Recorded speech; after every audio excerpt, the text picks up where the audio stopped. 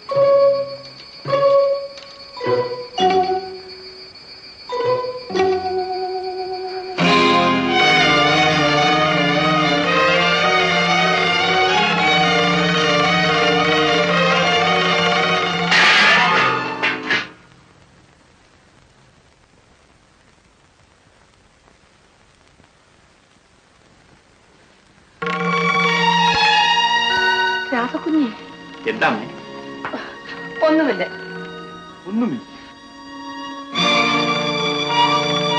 ഓഹോ, ഇതായിരുന്നു കാര്യം.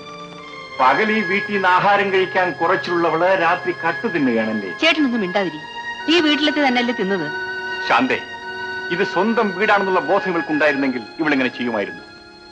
രാധേ, നീ ആഹാരം കഴിക്കാതെ കിടന്നുകൊണ്ട് എന്റെ അമ്മയും പങ്കിളുമാണ് പട്ടിണി കിടന്നത്.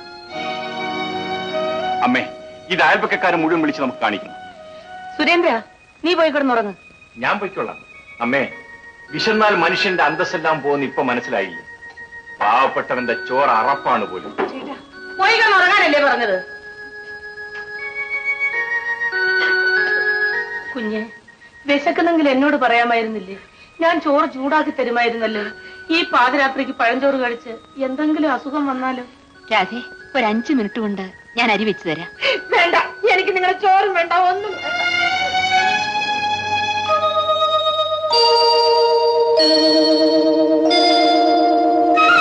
കൊച്ചുകുറുപ്പദ്ദേഹത്തിന്റെ കയ്യിൽ ആരെ കിട്ടിയാലും കുത്തുവാള എടുപ്പിക്കുമെന്ന് നാട്ടി പാട്ടായിട്ടുണ്ട്.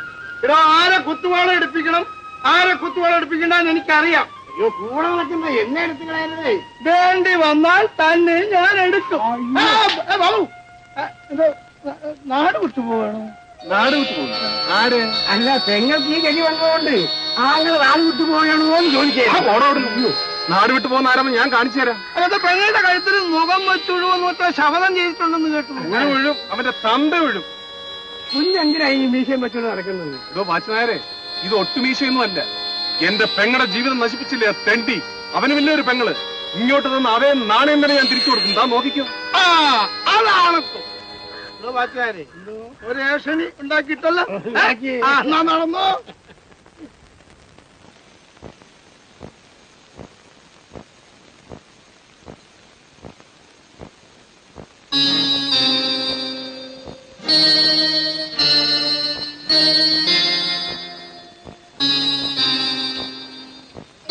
അമ്മ എവിടെ പോകുന്നു? വെള്ളം കോരാൻ. അമ്മ കുടം താഴെ വയ്ക്ക. എന്തിന്? അമ്മയെ കൊണ്ട് ഇനി ഈ വീട്ടിലെ ജോലി ചെയ്യിക്കാനാണ് ഞാൻ കല്യാണം കഴിച്ചുകൊണ്ട് വന്നത്. ആ രൂപത്തിന് അവിടെ ഇങ്ങനെ പ്രതിഷ്ഠിച്ചിരിക്കുകയാണ്. സുരേന്ദ്ര, നീ എന്തായി പറയുന്നത്? രാധക്കുഞ്ഞ് ഏത് കുടുംബത്തിലാണ് ജനിച്ചതെന്ന് നീ മറക്കരുതേ. അയ്യോ, കുഞ്ഞോ? എവിടത്തെ കുഞ്ഞ്? അവളെന്റെ ഭാര്യയാണ്. അമ്മ എന്തിനാ ആവശ്യമില്ലാതെ അവളെങ്ങനെ ബഹുമാനിക്കുന്നത്? മര്യാദ കഴിഞ്ഞിട്ട് ഇവിടുത്തെ ജോലി ചെയ്യാൻ പറ. ഇവിടുത്തെ ജോലി ഞങ്ങൾ ചെയ്തോളാം. ചേട്ടൻ എന്തിനാ വെറുതെ വഴക്കുണ്ടാക്കുന്നത്? ഇത് വഴക്കാണോ? എനിക്ക് ചിലരൊക്കെ മനസ്സിലാക്കി എടുക്കേണ്ട കാര്യമുണ്ട്. രാധേ, ഇവിടെ വരൂ. മോനെ. അമ്മ ചുമ്മാ ഇരിക്കമ്മേ. എടി, ഇവിടെ വരാനാ പറഞ്ഞത്. എടി, ഇവിടെ വരാൻ. അമ്മേ, ആ കുടം അങ്ങോട്ട് കൊടുക്ക. മോനെ, അങ്ങോട്ട് കൊടുക്കമ്മേ. ദോ, പിടിക്കടി. എടി, കുടം പിടിക്കാൻ. ആ വടക്കേപ്പുറത്തുള്ള കുളം നീ കണ്ടിട്ടില്ലേ? ആ കുളത്തിലെ വെള്ളമാണ് ഞാൻ കുടിക്കുന്നത്. പോയി ഇവിടെ വെള്ളം കുടിക്കൊണ്ടോ? അപ്പോ ചെല്ലേ. അമ്മേ, പെണ്ണായാൽ വീട്ടിലെ എല്ലാ ജോലിയും പഠിച്ചിട്ടുള്ള അമ്മയല്ലേ എന്നെ പറഞ്ഞ് മനസ്സിലാക്കിയിട്ടുള്ളത്. പക്ഷേ രാധകുഞ്ഞ്. അയ്യോ, ദാ പിന്നെയും വരുന്നു കുഞ്ഞ്. അമ്മേ, വലിയ ബഹുമാനമൊന്നും വേണ്ട, അവളും പെണ്ണാണ്. അല്ലേ രാധക്കുഞ്ഞ് വീട്ടിൽ ചൊല്ലുകയും ചെയ്യാൻ തുടങ്ങിയോ? വളരെ സന്തോഷം. പെണ്ണുങ്ങളാ എങ്ങനെയാ വേണ്ടേ?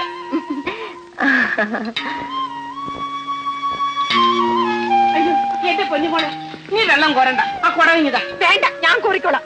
സുരേന്ദ്രൻ ഒരു പ്രത്യേക സ്വഭാവക്കാരനാ. അവൻ പറഞ്ഞതൊന്നും എന്റെ മോള് കണക്കാക്കണം. വേണ്ട വേണ്ട, നിങ്ങൾ എല്ലാവരും കൂടി എന്നെ അപമാനിക്കുകയാണ്.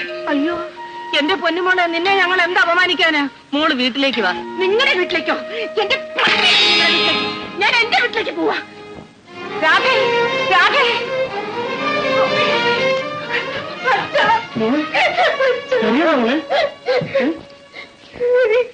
രാധേ, നീ ആരുടെ കൂടെയാ വന്നത്?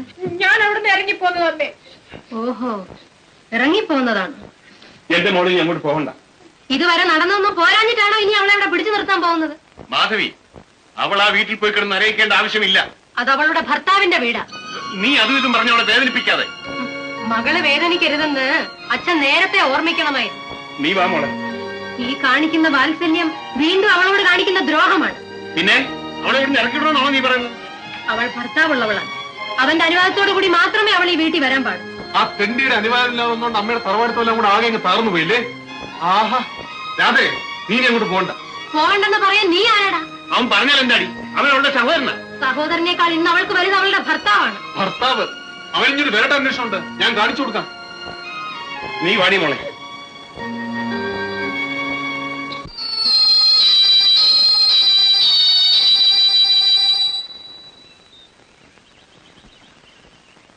വേണ്ട വേണ്ട, ശാന്ത വന്നോളൂ. സൂക്ഷിച്ച്.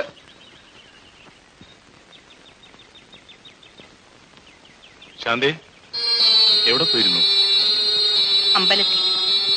ശാന്തിയോടൊരു കാര്യം പറയണമെന്ന് ഞാൻ കുറച്ച് ദിവസങ്ങളായി വിചാരിക്കുകയായിരുന്നു. എന്താ? ഏതായാലും നമ്മളിപ്പോ ബന്ധുക്കളല്ലേ? ഞങ്ങളെ ബന്ധുക്കളായിട്ട് നിങ്ങൾ അംഗീകരിക്കുമോ? കഴിഞ്ഞതെല്ലാം മറക്കൂ ശാന്തി. പിന്നെ ബാലൻ നിന്നെ ഉപേക്ഷിച്ചിരിക്കല്ലേ? ശാന്തി നിൽക്കൂ. നിന്റെ ഇന്നത്തെ സ്ഥിതിയിൽ എനിക്ക് വളരെ സഹതാപമുണ്ട്. നീ മറ്റൊരാളുടെ ഭാര്യയാണെന്നുള്ള കാര്യം ഞാനത്ര കാര്യമാക്കുന്നില്ല. നിന്നെ എനിക്ക് വളരെ ഇഷ്ടമാണ്.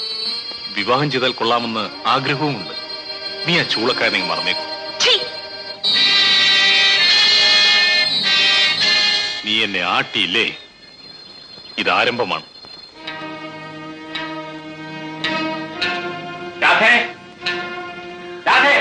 എന്തുവേണം? ഞാൻ എന്റെ ഭാര്യയോട് സംസാരിക്കാൻ വന്നതാണ്. അവൾ കുടവും തല്ലിപ്പൊട്ടിച്ച് എന്റെ അമ്മയെ ധിക്കരിച്ചുകൊണ്ടാണ് ഇങ്ങോട്ട് വന്നിരിക്കുന്നത്. അവളെ നിന്റെ വീട്ടിലേക്ക് വരില്ല. വേണമെന്നില്ല, ഞാൻ ക്ഷണിക്കാനുമല്ല വന്നിരിക്കുന്നത്. പിന്നെ ഞാനൊരു താലി അവളുടെ കഴുത്തിൽ കെട്ടിയിട്ടുണ്ട്. അത് അഴിച്ച് ആരുടെയെങ്കിലും കയ്യിൽ കൊടുത്തേക്കാൻ അവളോട് പറയണം. മാലേ, മാലേ. എന്താ കുഞ്ഞെ? മാലേ, നീ ബാലേട്ടനെ കാണാറുണ്ടോ? ഉണ്ടല്ലോ, ഇന്നലെയും കണ്ട്. എന്ത് പറയാനാ മാലേ, വീട്ടിലെനിക്ക് രണ്ടാം കല്യാണത്തിന് ആലോചന നടത്തുന്നു. ബാലൻ കുഞ്ഞുമായിട്ടുള്ള ബന്ധം തീർക്കാതെ എങ്ങനെ ഇനി ഒരു കഥ നടത്തുന്നത്? ഞങ്ങൾ തമ്മിലുള്ള ബന്ധം തീർത്താലും തീരുകില്ല മാലേ.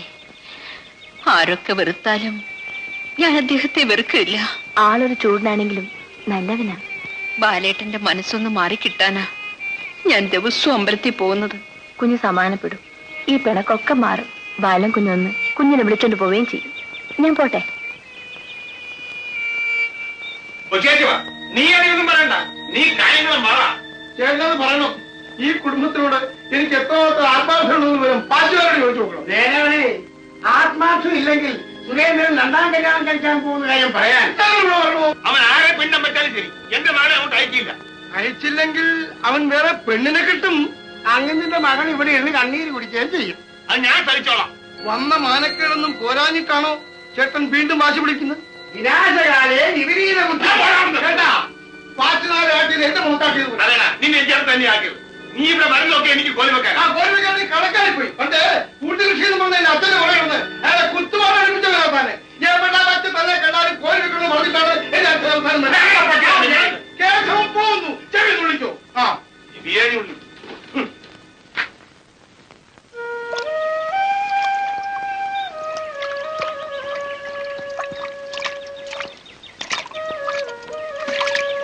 എവിടെ പോയിട്ട് വരിക? കരി വാങ്ങാൻ പോയതാടി. ആ, കറിയും കക്കമഴയും നടന്നാ മതിയല്ലോ. എന്താടി? ശാന്ത കുഞ്ഞിന് രണ്ടാം കല്യാണം നടക്കാൻ പോവുക. രണ്ടാം കല്യാണം? ആ കല്യാണം നടത്തുന്നത് എനിക്കൊന്ന് കാണണം. എന്തോ കാണാനാ? കുഞ്ഞാ പെങ്കൊച്ചിനെ കൊണ്ട് കളഞ്ഞിരിക്കയില്ലേ? ഞാൻ കളഞ്ഞാന്നോടി, അവരെ ഒന്ന് വിളിച്ചോണ്ട് പോയതല്ലേ. അതിനെ തല്ലിട്ടല്ലേ അവർ വിളിച്ചോണ്ട് പോയത്? തല്ലിയെങ്കിൽ കണക്കായി പോയി. ആ, അതുകൊണ്ട് തന്നെ ഒരു വേറെ കെട്ടിച്ചിടാൻ പോകുന്നത്. ചുണയുണ്ടെങ്കിൽ കെട്ടിച്ചു വിട്ടേ.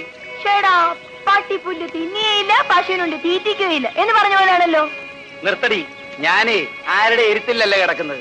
അവിടെ ആങ്ങളെ എന്നെ കൊണ്ട് മാപ്പ് പറയിപ്പിക്കാൻ നടക്കുക. നമുക്ക് കാണാം ആരാ മാപ്പ് പറയുന്നതെന്ന്.